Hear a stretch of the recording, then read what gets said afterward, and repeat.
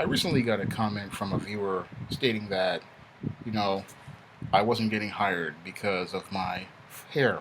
Now, I really don't believe that hair is that important to an employer. If you really have that much of an issue with hair, I think that there's something wrong with you.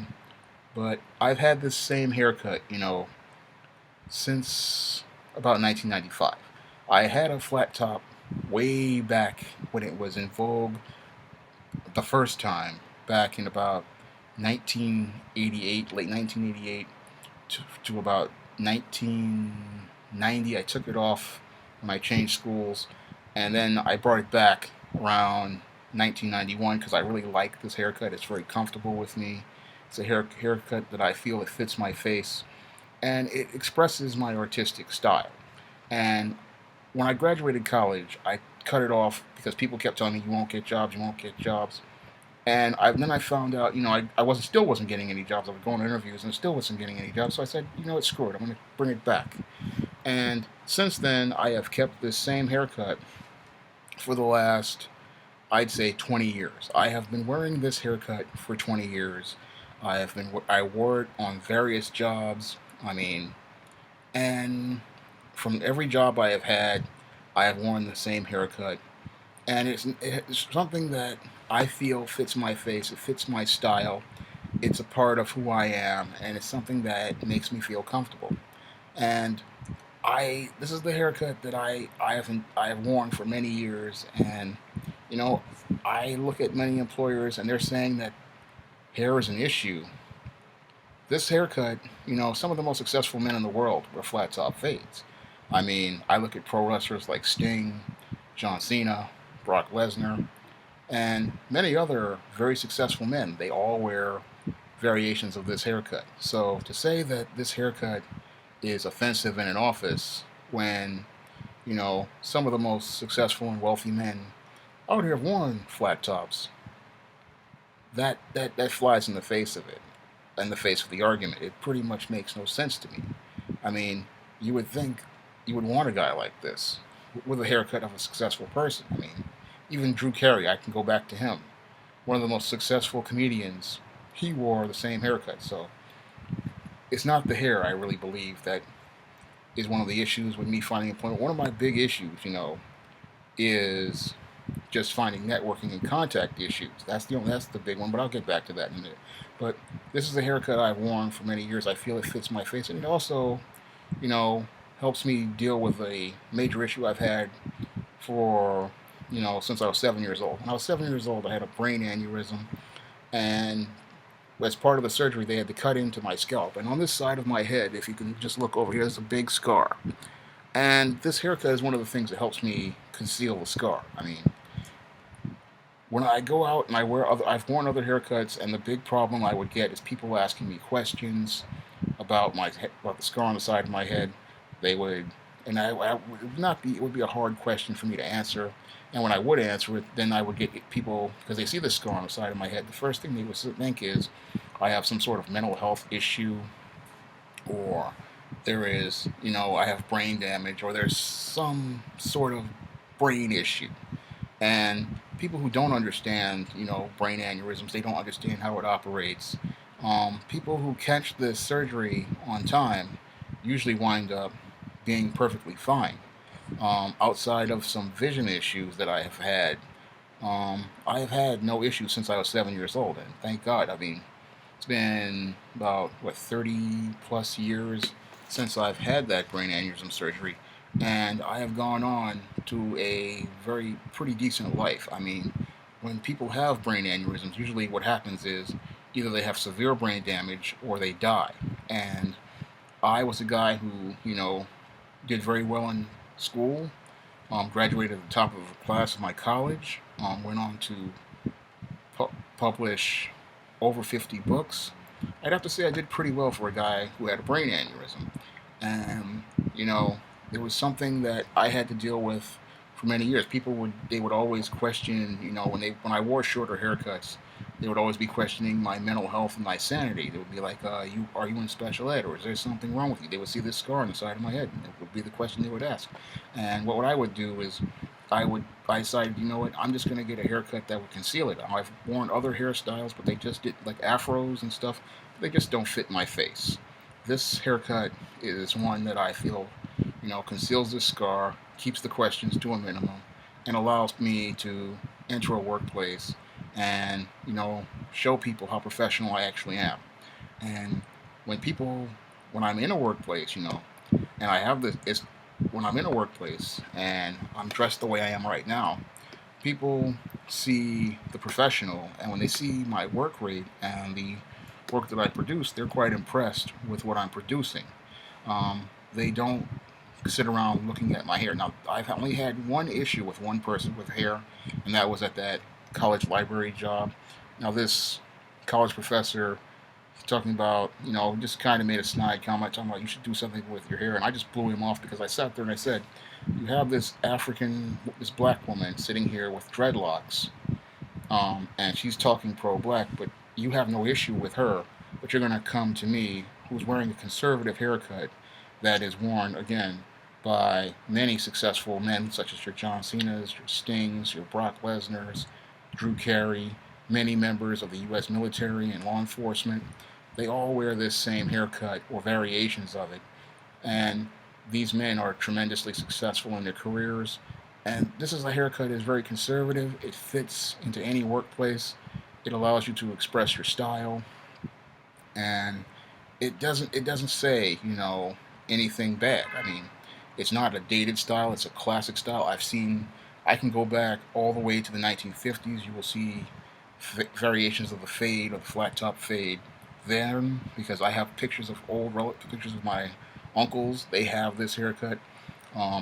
It's a classic style, and any employer who thinks that this is some sort of crazy expression is kind of in denial, because flat top has been around for, I'd say, about 50, 60 years, and it doesn't make your office look bad. It doesn't. Person wearing this haircut does not make your company look bad. I mean, I've seen all sorts of haircuts in my time. I've seen, guys running in with pink hair, spiked hair, stuff carved into their head, and they're sitting in an office. I mean, I remember one time when I went to apply for a job at a Toys R Us, and there was a chick with a chest tattoo sitting there, and a Target that I went into when I was applying for work, guy had a neck tattoo, but people don't want to hire me based on a haircut. Can we see how illogical that is? The guy with a haircut you're worried about. The guy dressed in a shirt and a tie and is ready to work is pretty much professional. But the person with the neck tattoo, or the sleeves, or the piercings you have no problem with. But the guy with the haircut you're worried about. Or, as I said, the college library. The woman with the dreadlocks, running down her back, you have no problem with. But the guy with the flat top fade you have an issue with. A man who's wearing a haircut that has been pretty much a standard in any professional setting.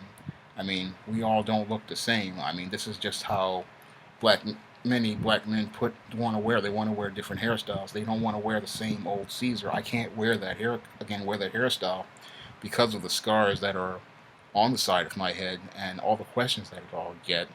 Um, so I have to wear a hairstyle that allows me to be able to walk into a workplace and be able to, you know, put the focus on the quality of the work that I produce, the quality of all the things that I do, because I do when I'm on a job, I want people to focus on the quality of the work that, again, the quality of the work that I'm producing, the consistency of the work that I'm producing, and the things related to my work. And thank God, over the last on all my jobs, people have focused, primarily on the work that I have done. I don't really want people focusing on, the scar on the side of my head. I don't want to sit there and go into, a story about this brain aneurysm I had at 7 years old, and go into all of that, all those old issues, because I really feel that they're not relevant to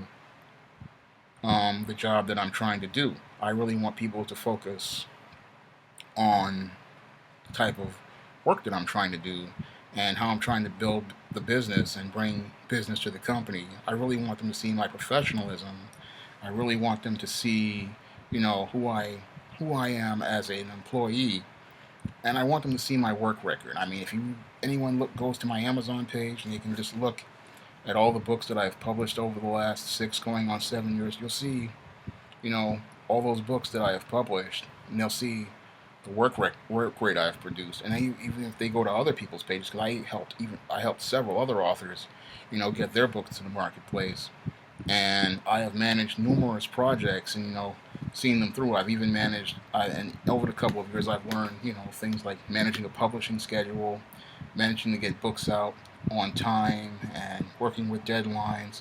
And I really wanted people to see, you know, that aspects to the content of my character, not this haircut. This haircut is negligible. I mean, it's an identifying trait. I mean, it's something that'll make you easily identify me. That's one of the other reasons why I wear it. It's distinct. It stands out, and it lets people, know that I'm a creative person because I'm in the arts. I'm a writer. I'm an artist. Well, kind of, sort of. But I want people to see my work, and I want them to know that I'm an artistic person. So, this is what I want them to see. I mean, even in an office setting, you want some type of creativity. You want a guy who, you know, makes a statement and really is distinct. You don't want some drone sitting there, who just looks like everybody else. And that's one of the big problems with many businesses today is that they want everybody to be, the same instead of asking people to be on the same page. And that's a big problem. I mean, I really don't worry about other people, about hair and stuff like that. If somebody can do the job, I will hire them in an instant. Like in the case of the artist Bill Walker for the ISIS book covers, I had no problem hiring him. I looked at his work and I looked at his page and I said I just like I like it. It looks like a good fit for me. I said I wanted to hire him. There's several other artists. I've said that about like Josh Howard. I just don't know what his rate is, but I like his artwork. I think it's a good fit for ISIS or John Haynes or Easting, but I just can't. I just don't know what his work rate is, and what he charges for a cover. But I would like to. Those are artists I like to work with, and I look at their work on their page. I don't look at the person. I really don't care what people look like or if they've got sleeves, if they've got piercings. That's not really an issue for me. When it comes down to the workplace, if you can produce, I have no problem working with you. Um, but that's who I am. I mean, I feel that employers really need to stop worrying about a haircut, which is and start thinking about the quality of a person's work. And that's something I really want people to understand, that there's a reason why I wear this haircut. It's, again, I'm comfortable with it. It helps me conceal some scars from many years ago, because if I wore lower hair, you would see those scars because they go all the way back. It goes all the way back in the side of my head, so it goes all the way back. And I really don't like sitting there and going into this story time and time again with people regarding it, and then having them question my mental health and my sanity. And because this is one of the big problems I had growing up as a kid, people would question my mental health and my sanity. They would try to exclude me from certain activities. Now, I would be capable of doing things, but people would say, "Oh, well, he's kind of slow or he's kind of special, so we really don't really want him in this." And I could do the work, and I wanted to do the work, but then people would insist that I not be a part of things, and I really wanted to be a part of things. And when I went to college, I was able to be a part of things and do things and show people things. And when I did projects, like the AmeriCorps Vista project at Strive, I was able, as a project coordinator, I was able to, help them increase their resources so they could, recruit those homeless adults into their job readiness program. And I did other jobs, and I, like volunteer work in other places, and then I was able to show people what I could do. And I also was able to show people what I could do through this SJS Direct imprint and all the books that I've published, over the last 6 going on 7 years. I was able to show people um, the numerous, my writing range and my writing skill, and I was also able to show people my writing skill through my blog, www.shawnsjames.blogspot.com. I was able to show people, the skills that I have, and this is something I really want people to focus on, because, you know, I don't really, I mean, you shouldn't really focus on a guy's appearance or his weight or other issues. If this is the problem, you're going to lose out on a lot of great talent. And this is what a lot of employers don't understand. Um, you really, if you focus on superficial stuff like hair and weight and all this other foolishness, you're going to miss out on somebody with some great skills and some great talent. Because I believe I bring a lot to the table from a creative standpoint, and I believe I bring a lot to the table, in terms of skills and professionalism and reliability and consistency. Because a lot of people, they say I'm one of the most reliable and consistent, people out there. I mean, I was able on my own to get a pub, get 13 books published in 2013 and get them out on a schedule on a regular basis, and then in 2014 managed to keep the same schedule going, but I published less titles because I wanted to make sure that the quality was a little better. But I was able to continue publishing books on a regular schedule, and this year I'm still continuing to publish books on a regular schedule. I mean, stuff is slated to come out during the busy parts of the reading season, and that's what I want people to focus on. It's a testament, to the quality of my work. And then I look at other testaments to the quality of my work, such as people with doctorates using my blog and articles from my blog in their research, because I just had that happen a couple of weeks ago, and I've had it happen years before that. People with doctorates were using the information in my blog as a source in their research, and that's a real testament, to the quality of my writing and the skill that I have as a writer. And if this doesn't meet anybody's standard, as a good capable employee, I don't know what they want, because I feel that, you know I bring a lot to the table. I have a lot to offer employers. I have a good work ethic. I'm very consistent, even from a supermarket job to an office job to my own business. Everything has always been consistent.